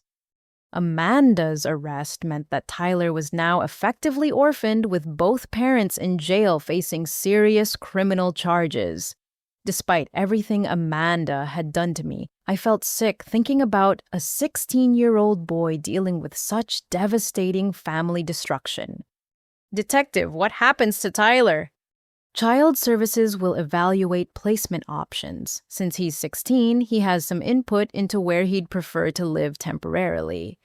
I knew that offering to help with Tyler's situation might complicate the legal proceedings, but I couldn't abandon my nephew when he needed stability most. The criminal justice system was finally holding Amanda and Derek accountable for years of fraud and manipulation, but the human cost of their crimes was affecting an innocent teenager who deserved better from the adults in his life. The call from my mother came at 6:30 Saturday morning, her voice cracking with desperation and panic. Nicole, you have to help us. Amanda's been arrested, Derek is in jail, and Tyler is with Child Services. This whole situation has gotten completely out of hand. For the first time in months, my parents were facing the real consequences of enabling Amanda and Derek's criminal behavior. Their daughter was in jail, their son-in-law was a fugitive from justice, and their grandson was in state custody. Mom, I tried to warn everyone about what Amanda and Derek were doing. Nobody wanted to listen. We had no idea it was this serious. Amanda told us you were overreacting about some minor financial disagreements. We never imagined there were actual crimes involved. Carol's voice carried a note of genuine shock that suggested she was finally beginning to understand the scope of Amanda and Derek's deception. The family financial drama she had dismissed as sisterly squabbling had been revealed as organized criminal activity. Mom, did you really think Derek's unemployment story made sense when he was buying expensive ski equipment and taking luxury vacations? Amanda explained all of that. She said Derek was getting occasional construction work and they were just trying to enjoy small pleasures during a difficult time. Even now, facing the collapse of Amanda's elaborate lie system, my mother was still defending the explanations that had enabled months of criminal behavior. Carol Derrick has been employed full-time for the entire period he claimed to be job hunting. Amanda has been running a business and scamming extended family members. They've been lying to everyone about everything. But they're still family, Nicole. Whatever mistakes they've made, we need to support each other during this crisis. The instinctive family loyalty that had enabled Amanda and Derek's crimes was still functioning even after their arrest and the exposure of their fraud operation. My mother's first impulse was to rally family support rather than acknowledge that Amanda and Derek had victimized their own relatives. What do you want me to do, Mom? Tyler needs a place to stay while his parents sort out these legal problems. He can't live with strangers in foster care. You have a big house and resources to take care of him properly. The request was breathtaking in its audacity. After supporting Amanda's exclusion of me from Christmas, defending her lies about my character, and enabling her criminal exploitation of my generosity, my parents were now asking me to become responsible for Tyler's care while his parents faced prison sentences. Oh, Mom, I'm willing to help Tyler, but there need to be clear boundaries and honest communication about what's been happening. Of course, sweetheart. We just need to focus on what's best for Tyler right now. My father got on the phone, his voice carrying the weight of someone who was finally grasping the magnitude of the situation. Nicole, your mother and I have been doing a lot of thinking since Amanda's arrest. We realize we made some serious mistakes in how we handled the situation with your house. What kind of mistakes? We should have listened to your concerns instead of automatically taking Amanda's side. We should have questioned some of the inconsistencies in their story instead of accepting everything at face value. Robert's admission was a step toward accountability, but it felt insufficient given the months of emotional manipulation and character assassination I had endured. Dad, you and Mom specifically requested that I be excluded from the Christmas trip because you thought I was difficult and judgmental. Oh, Amanda convinced us that you were unhappy about the living arrangement and that some space would be good for everyone. We didn't realize she was manipulating the situation to justify lying to you about the trip. Even their participation in excluding me from Christmas was being reframed as a result of Amanda's manipulation rather than their own decision-making. The pattern of avoiding responsibility for enablement was continuing even after the truth had been exposed. Nicole, we want to make things right, my mother interjected. We're prepared to use the home equity loan money to pay back everything that Amanda and Derek stole from you. The offer was significant, representing acknowledgement that financial restitution was necessary to repair our relationship. But it also revealed that my parents had substantial resources that could have been used to support Tyler's expenses instead of allowing me to drain my savings. How much of the home equity loan is still available? About $40,000. We know it won't cover everything, but it's a start toward making up for the damage Amanda and Derek caused. $40,000 would cover most of the money I had spent supporting Amanda's family, representing genuine financial accountability for their role in enabling the fraud. Sunday brought a visit from Tyler accompanied by a social worker who needed to assess their potential placement options. My nephew looked exhausted and defeated, carrying a single backpack with his remaining possessions. Aunt Nicole, I'm really sorry about everything that happened. I know Mom and Derek did terrible things, and I don't expect you to want to help me after how they treated you. Tyler's maturity and self-awareness were remarkable given the chaos surrounding his family situation. Despite months of coaching from Amanda about manipulation tactics, he was capable of genuine remorse and honest communication.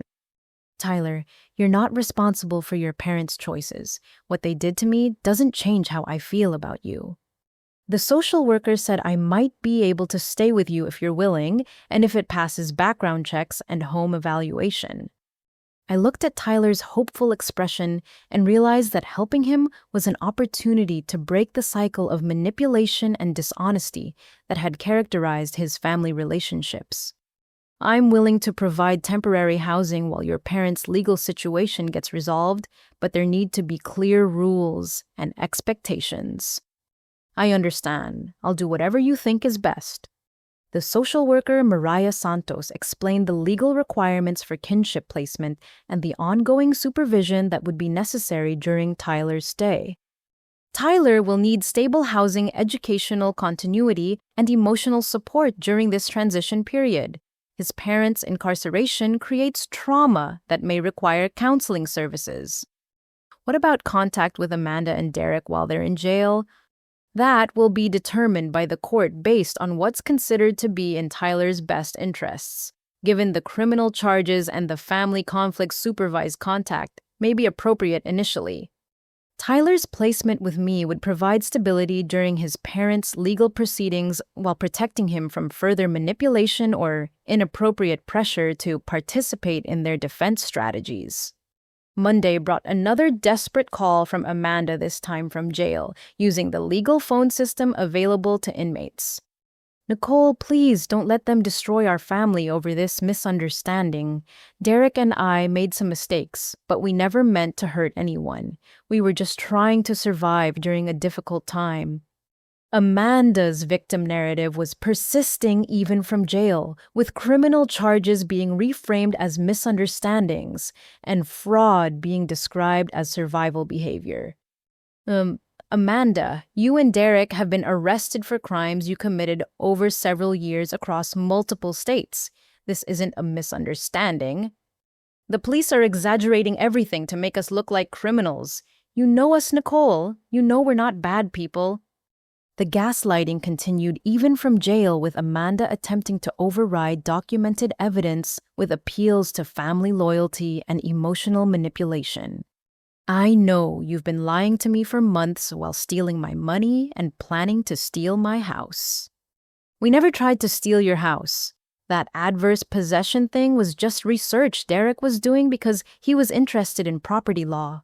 We never intended to actually file any claims." Even when confronted with evidence of their property theft scheme, Amanda maintained her innocence by claiming it was mere academic curiosity rather than criminal planning. "Amanda, I can't help you with your legal situation. You and Derek need to take responsibility for your actions and work with your attorneys." "But what about Tyler? He needs his family during this difficult time. You can't just take him away from us permanently." Amanda's primary concern was maintaining control over Tyler rather than addressing the criminal behavior that had led to their incarceration. Even from jail, she was attempting to manipulate family relationships to serve her interests. The call ended with Amanda crying and begging me to visit her in jail so we could work things out as family should. But I was finally done with her manipulation tactics. Amanda and Derek had made their choices, and now they would face the consequences without my emotional or financial support. The family meeting I had been demanding for months finally happened, but under circumstances none of us could have imagined 3 weeks earlier. We gathered in the visiting room of the Jefferson County Jail, with Amanda appearing in an orange jumpsuit and Derek participating via video connection from the Wyoming detention facility where he was awaiting extradition. Tyler sat beside me, having specifically requested my presence during this confrontation with his parents. My mother and father sat across from us, looking older and more fragile than I had ever seen them. Everyone understood that this conversation would determine the future of our family relationships. Before anyone says anything, I began placing a folder of documents on the table. I want everyone to see the complete evidence of what's been happening over the past 8 months. I spread out Derek's employment records showing continuous full-time work while claiming unemployment. Amanda's credit card statements revealing $15,000 in luxury purchases. bank records documenting the $40,000 I had contributed to their expenses, the attempted credit card applications using my personal information, the extended family fraud totaling $12,000 in false donations. This is why I changed the locks and evicted you from my house, I continued, not because I was jealous of a Christmas trip, not because I'm selfish or money-obsessed, but because you were systematically defrauding me and our entire family while planning to steal my property. Amanda stared at the documents with a mixture of shock and calculation, probably realizing for the first time how thoroughly her deception had been exposed. "Hi, Nicole, I can explain all of this," she began, falling back on her standard manipulation technique. "The situation was more complicated than it looks on paper." "No more explanations, Amanda. I want the truth. Complete honesty about everything that's been happening." Amanda looked around the room at the faces of family members who were no longer willing to accept her victim narrative. Tyler was recording the conversation on his phone, having learned the importance of documenting truth during his parents' manipulation campaigns. Fine," Amanda said, her voice taking on a different tone than I had heard in years. "You want the truth. Derek and I have been working together to support our family using whatever resources we could access. Yes, Derek was employed, but his income wasn't enough to maintain the lifestyle we wanted for Tyler. So you lied to me about his job situation. We presented the information in a way that would encourage you to help us. Derek's construction income was irregular and unpredictable. We needed stable support to give Tyler the opportunities he deserved." Amanda was admitting to deliberate deception while still framing it as justified behavior motivated by parental love. The victim narrative was shifting but not disappearing entirely. "What about the Christmas trip exclusion? We thought you would be critical and judgmental about how we spent money on the vacation. You had been complaining about expenses for months, and we wanted to enjoy the trip without feeling guilty. You lied to me about canceling the trip and then used my credit card to help pay for it. The credit card thing was an emergency. We needed access to funds quickly, and we intended to pay it back before you noticed." Amanda's confession revealed the calculated nature of their deception. They had deliberately excluded me from family activities while using my money to fund those same activities. Derek's face appeared on the video screen, and his admission was even more damaging. "Look, Nicole, I'm going to be straight with you. Amanda and I saw an opportunity when you offered to let us stay in your house temporarily. You had a good income, a big house, and you were generous with family. We decided to take advantage of that generosity for as long as possible." "Take advantage? How?" "We researched ways to establish tenant rights or adverse possession claims that would let us stay in your house permanently. We figured if we could live rent-free for a year or two, we could save enough money to buy our own place, or maybe even claim legal ownership of yours." Derek's honesty was brutal and complete. The property theft scheme had been planned from the beginning, with my generosity being seen as weakness to exploit rather than kindness to appreciate. "Derek, what about the unemployment benefits you were collecting while working?" "That was just extra money we could use for improvements to our lifestyle. The government has plenty of resources, and we figured they wouldn't miss a few $1,000s. Derek's casual attitude toward unemployment fraud revealed a complete lack of moral boundaries or concern for legal consequences. Tyler, who had been listening quietly, finally spoke up with tears in his eyes. "Mom, Dad, why did you teach me to lie to Aunt Nicole?" I felt terrible about trying to manipulate her emotions. Amanda's response revealed the depth of their willingness to involve Tyler in their criminal schemes. "Tyler, we were trying to teach you how to get what you need from people who have resources. Those are important life skills for someone from our economic background." "You were teaching me how to be a criminal like you," Tyler said with remarkable clarity for a 16-year-old. My parents, who had been silent throughout these confessions, finally spoke up. My father's voice was heavy with disappointment and shame. "Amanda, How could you involve Tyler in lying and manipulation? How could you risk his future for your own financial gain? We were trying to provide opportunities for our son that we couldn't afford on our own. Everything we did was motivated by love for our family. Even when confronted with evidence of criminal behavior and the damage caused to Tyler's emotional development, Amanda maintained that her actions were justified by parental love.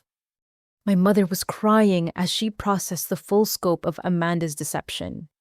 Amanda, we gave you $60,000 from our home equity loan because we thought you were struggling financially. You let us mortgage our retirement security based on lies.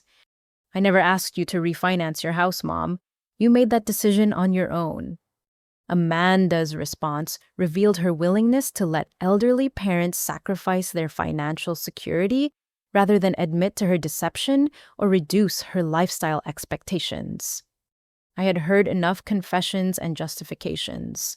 The truth was finally complete, and everyone in the room understood the real nature of Amanda and Derek's behavior. Amanda Derek, you've admitted to fraud, theft, manipulation, and involving a minor in criminal schemes. You've shown no genuine remorse for the damage you've caused to Tyler, to our parents, or to me. Nicole, we're still family, Amanda said, making one final attempt at emotional manipulation. Family forgives each other and works through problems together. Ooh, family doesn't systematically steal from each other while planning property theft and identity fraud. Tyler looked at his mother with the expression of someone who was finally seeing clearly after months of confusion. Mom, Aunt Nicole is right. What you and Dad did wasn't family love, it was crime. The meeting ended with Amanda and Derek facing the reality that their victim narratives had been completely discredited and their family relationships had been permanently damaged by their own criminal choices. But for Tyler and me, and eventually for my parents, it was the beginning of rebuilding family bonds based on honesty rather than manipulation.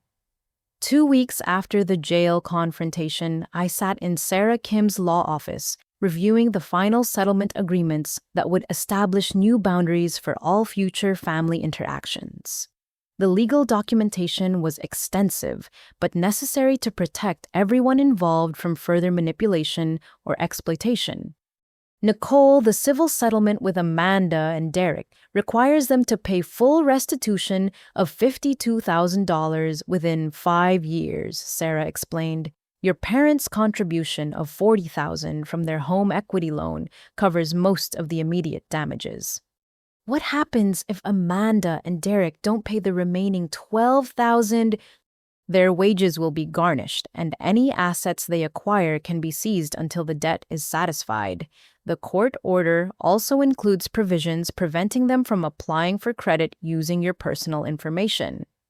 The financial restitution was important, but the real value was in the legal boundaries that prevented future exploitation. The restraining orders remain in place for 2 years with automatic renewal if there are any violations, Sarah continued. Neither Amanda nor Derek can contact you directly, visit your property, or make public statements about you without court approval.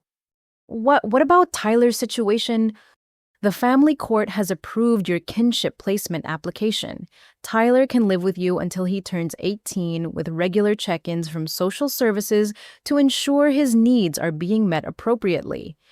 Tyler's placement with me provided stability during his parents' incarceration and legal proceedings. More importantly, it removed him from the toxic environment of manipulation and criminal behavior that had characterized his home life. Sarah, what's the status of the criminal cases? Derek has pled guilty to fraud charges in Wyoming and Colorado. He's facing 3 to 5 years in prison. Amanda has accepted a plea bargain for 2 years in prison, plus 3 years probation contingent on paying restitution and completing court-ordered counseling. The criminal justice system was holding Amanda and Derek accountable for their behavior, but the sentences seemed almost lenient given the scope of their fraud operation and the number of victims they had harmed. That evening, Tyler and I had dinner together in my kitchen. establishing the kind of normal family routine that had been absent from his life for months. He was adjusting well to living in a household where honesty was expected and manipulation was not tolerated. Aunt Nicole, I've been thinking about what happened with Mom and Derek, and I want to make sure I never become like them. What do you mean? I want to learn how to earn things honestly instead of trying to manipulate people into giving me what I want. Tyler's self-awareness was remarkable for someone his age, especially considering the years of coaching he had received in manipulation techniques from his parents. That Tyler recognizing the difference between honest communication and manipulation is the first step. You're already ahead of most people your age in understanding these concepts. I feel guilty about some of the things Mom taught me to do, like trying to make you feel bad about kicking us out by acting sad and helpless. You were a child being coached by adults who should have known better. The guilt belongs to them, not to you. Tyler was processing the trauma of learning that his parents were career criminals who had been teaching him to follow in their footsteps. The deprogramming would take time, but his natural honesty was reasserting itself in the absence of constant manipulation. 3 weeks later, my parents came to visit Tyler and me for our first family dinner since the arrests. The dynamic was completely different than our previous interactions, with genuine honesty replacing the careful avoidance that had characterized months of enablement. Nicole, your father and I owe you a formal apology for how we handled the situation with Amanda, my mother began. We allowed our desire to keep peace in the family to override our responsibility to support the family member who was being victimized. Mom, I understand that Amanda was convincing with her explanations. She had years of practice manipulating family dynamics. That doesn't excuse our failure to investigate obvious inconsistencies or to listen to your concerns seriously, my father added. We enabled criminal behavior by accepting Amanda's victim narrative without question. My parents' acknowledgement of their role in enabling Amanda and Derek's crimes was important for rebuilding trust, but it was their changed behavior that demonstrated genuine growth. How are you handling the financial impact of the home equity loan? We're managing the payments, but it's taught us an important lesson about being more careful with our resources, Carol replied. We should have been supporting Tyler's education expenses directly instead of letting Amanda manipulate us into providing money that was being used for other purposes. My parents were learning to distinguish between helping family members and enabling destructive behavior, a lesson that would benefit their future relationships with grandchildren and extended family. 4 months after Amanda's arrest, I received a letter from her in prison. The tone was different than any communication I had received from her in years, suggesting that counseling and consequences were beginning to affect her perspective.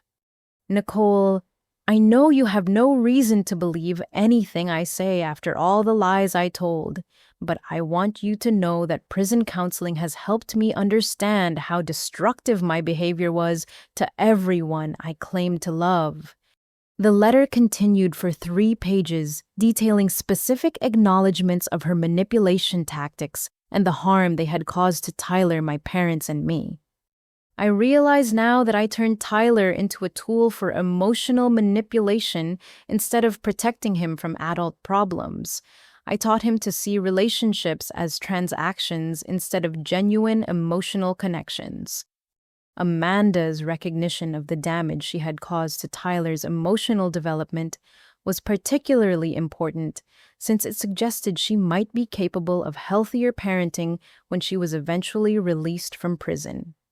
I don't expect forgiveness, and I don't expect you to welcome me back into your life when I get out of prison, but I want you to know that Tyler is lucky to have you as his guardian, and I'm grateful that he's learning what healthy family relationships look like. The letter felt authentic in a way that Amanda's previous communications never had. Prison and counseling appeared to be forcing her to confront the reality of her behavior without the option of deflection or blame shifting. 6 months after taking custody of Tyler, I attended his parent-teacher conferences and realized how much his academic performance had improved in a stable environment. His teachers noted that his anxiety levels had decreased significantly and his social interactions were more positive. Tyler seems much more confident and honest in his communication, his English teacher observed. He's participating in class discussions and expressing his opinions without appearing to calculate what response will get him what he wants. Tyler was unlearning the manipulation techniques his parents had taught him and rediscovering his natural personality. The transformation was remarkable to witness. How is he handling the situation with his parents' incarceration? He talks about it honestly when it comes up, but he doesn't seem to be carrying guilt or shame about their choices. He's focused on his own future rather than trying to rescue or enable his parents. Tyler had learned the most important lesson from our family's crisis, that love doesn't require accepting destructive behavior, and that healthy relationships are built on honesty rather than manipulation. The boundaries I had established weren't just protecting me from further exploitation. They were teaching everyone in our family the difference between genuine support and enabling criminal behavior. 1 year after changing the locks on my house and reclaiming control of my life, I stood in my kitchen making Thanksgiving dinner for a family that looked very different than it had 12 months earlier. Tyler was helping me prepare side dishes while sharing updates about his college application process. My parents were setting the table and discussing their plans for paying off the home equity loan ahead of schedule. The house felt peaceful in a way it never had during the months when Amanda and Derek lived here. The constant tension of walking on eggshells around their financial deceptions had been replaced by honest communication and genuine mutual respect. Aunt Nicole, I got accepted to Colorado State University with a partial academic scholarship. Tyler announced, grinning as he mashed potatoes. The financial aid counselor said my essay about learning from family trauma was particularly compelling. Tyler had transformed his painful experience with parental manipulation into motivation for academic success and personal growth. At 17, he displayed emotional maturity that many adults never develop. I'm so proud of you, Tyler. You've turned a terrible situation into opportunities for growth and achievement. I learned from watching how you handled Mom and Derek's lies. You showed me that standing up for yourself isn't mean or selfish when people are trying to take advantage of you. Tyler's college acceptance represented more than academic achievement. It demonstrated that children can recover from exposure to criminal behavior and manipulation when they're removed from toxic environments and given healthy role models. My parents had also grown significantly during the year of consequences and boundary setting. My father had taken a part-time consulting job to help manage the home equity loan payments, while my mother had joined a support group for family members affected by financial abuse. Nicole, we've learned so much about enabling behavior this year, my mother said as we sat down to dinner. The support group has taught us to recognize the difference between helping family and allowing ourselves to be manipulated. What's been the most important lesson? That love sometimes requires saying no to destructive requests, my father replied. We thought we were being good parents by automatically supporting Amanda, but we were actually making it easier for her to hurt people. My parents' transformation had been gradual but genuine. They had learned to ask critical questions instead of accepting emotional appeals at face value, and they had developed the courage to prioritize truth over family harmony. 6 months earlier, Amanda had been released from prison and was living in a halfway house while completing her probation requirements. Her letters to Tyler were supervised and infrequent, focusing on taking responsibility for her actions rather than attempting manipulation or emotional appeals. Derek remained in Wyoming serving his sentence with no expected release date for another 18 months. He had not attempted to contact any family members since his imprisonment, probably realizing that his manipulative tactics would no longer be effective. Tyler, have you decided how you want to handle contact with your mother when her probation period ends? How I think I'd like to see her occasionally, but with clear boundaries about what topics we can discuss and what behaviors I won't accept. Tyler replied thoughtfully. The prison counselor said she seems genuinely committed to changing, but I'm not ready to trust her completely yet. Tyler's approach was mature and protective, maintaining the possibility of future relationship while protecting himself from potential manipulation. As we shared Thanksgiving dinner, I reflected on the lessons I had learned during the most difficult year of my adult life. I learned that generosity without boundaries enables destructive behavior rather than supporting genuine need. When I provided unlimited financial support without requiring accountability or reciprocity, I created conditions that encouraged Amanda and Derek to view me as a resource to exploit rather than a person to respect. I learned that family loyalty doesn't require accepting criminal behavior or emotional abuse. Real love sometimes means enforcing consequences and refusing to enable destructive choices even when those choices are made by people we care about deeply.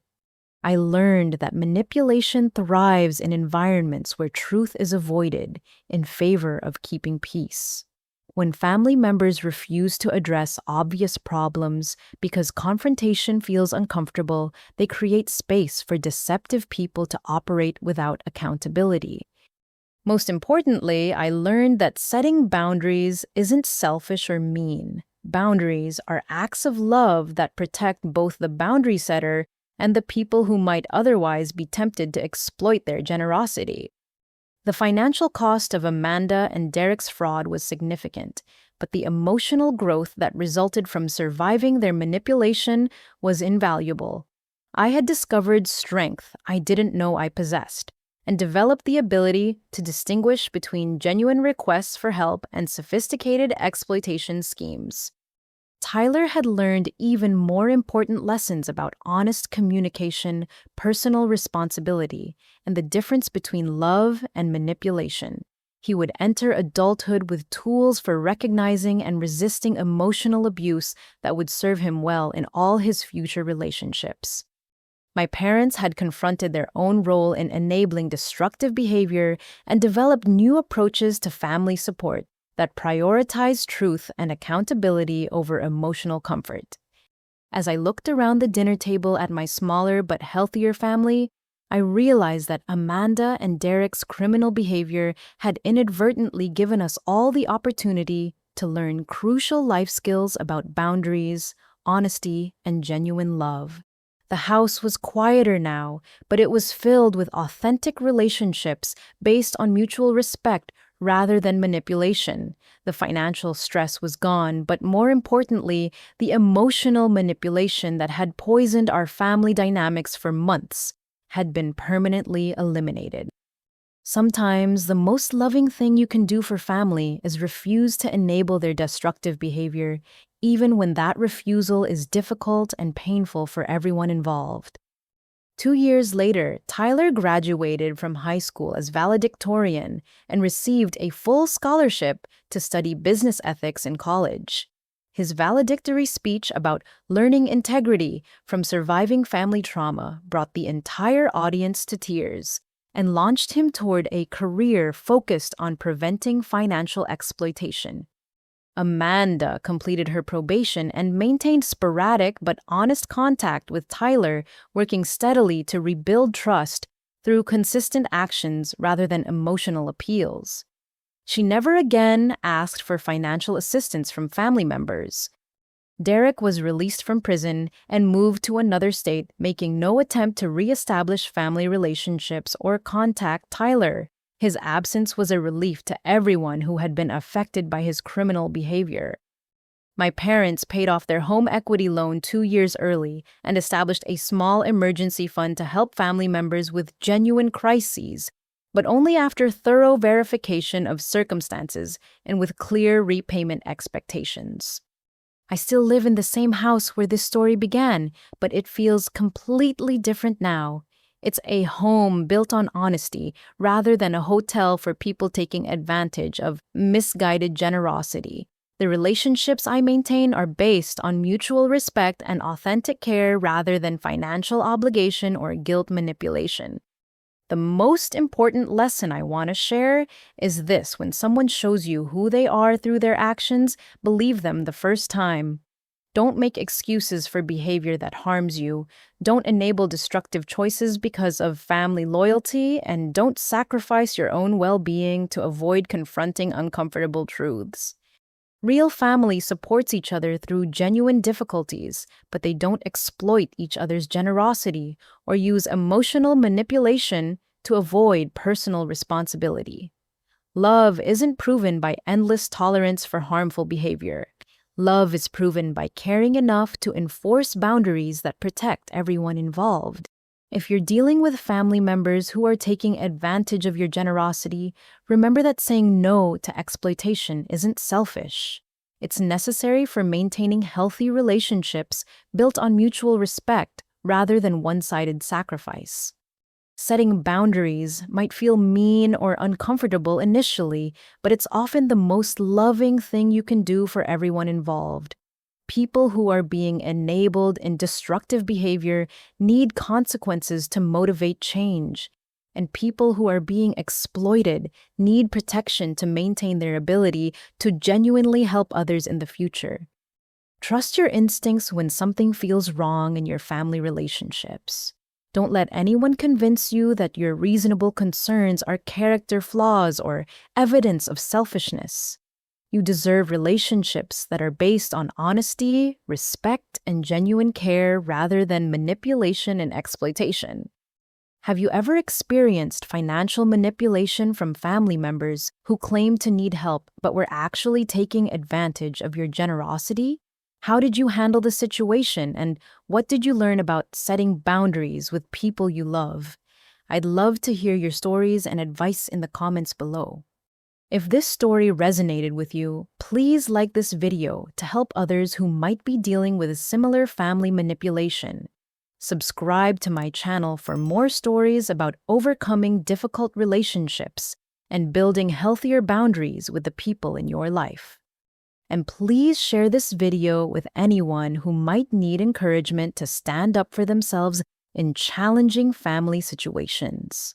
Sometimes we all need reminding that protecting ourselves from exploitation isn't selfish.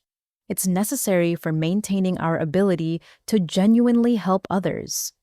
Thank you for listening to my story, and remember, you deserve relationships that build you up rather than tear you down.